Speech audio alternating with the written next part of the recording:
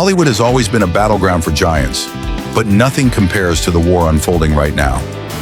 Quietly behind boardroom doors and coded corporate statements, two of the world's most influential companies, Netflix and Paramount Skydance, are fighting for control of one of the most important entertainment empires ever built. Warner Brothers Discovery, and the outcome of this clash could redefine global culture for decades. For years, Warner Brothers Discovery has been struggling under enormous financial pressure.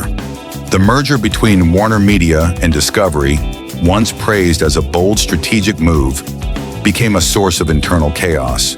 Budgets tightened, long-running shows were canceled, movies disappeared from streaming overnight, and public confidence eroded. The company that once shaped Hollywood's identity found itself unstable, fragmented, and carrying debt that seemed impossible to manage. In the corporate world, this level of weakness doesn't go unnoticed. It attracts buyers, opportunists, and ambitious rivals. That's why the industry shook on December 5th, 2025, when Netflix announced a historic deal to acquire Warner Studio and streaming divisions. This wasn't just a corporate expansion, it was a cultural shift. Taking control of Warner's legendary studios, HBO's legacy, decades of intellectual property, and one of the largest content libraries in human history would give Netflix unprecedented narrative power.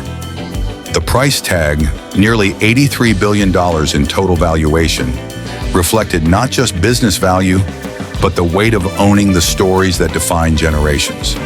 For a brief moment, it looked like Netflix had already won. Commentators described the deal as a turning point in modern entertainment.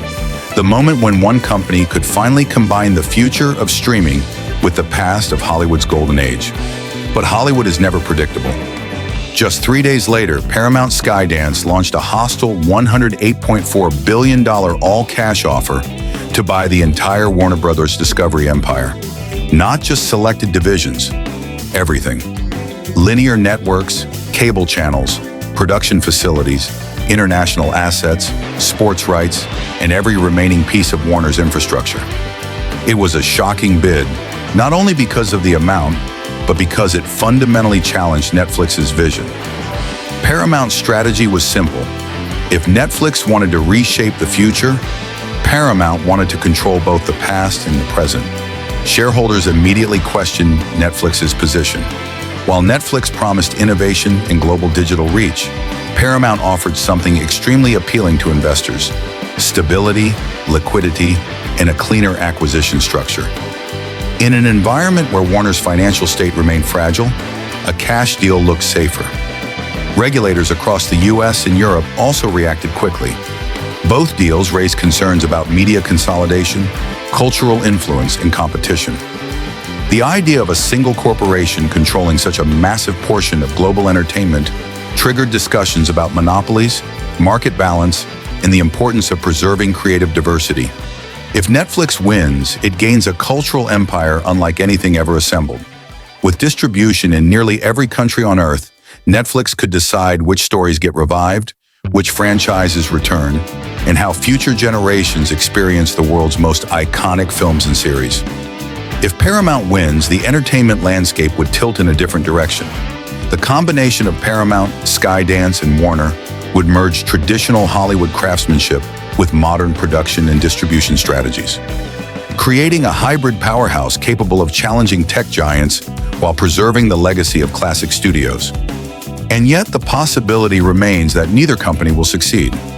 Regulatory pressure could block the deal entirely, force asset splits, or delay the process long enough to weaken both bids. Meanwhile, audiences worldwide continue watching movies and series without realizing how drastically this battle could reshape entertainment.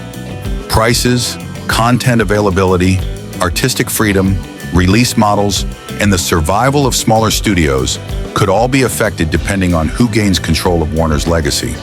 Because this isn't just a financial fight, it's a struggle over cultural influence, over who decides which stories survive, which ones disappear, and which narratives shape the imagination of millions. And as this high-stakes battle continues, one question becomes impossible to ignore. Who should control the future of entertainment? Netflix, Paramount, Or someone who hasn't stepped onto the battlefield yet? What's happening now is more than a corporate transaction. It is one of the most pivotal turning points in modern storytelling. If you want more content like this, subscribe.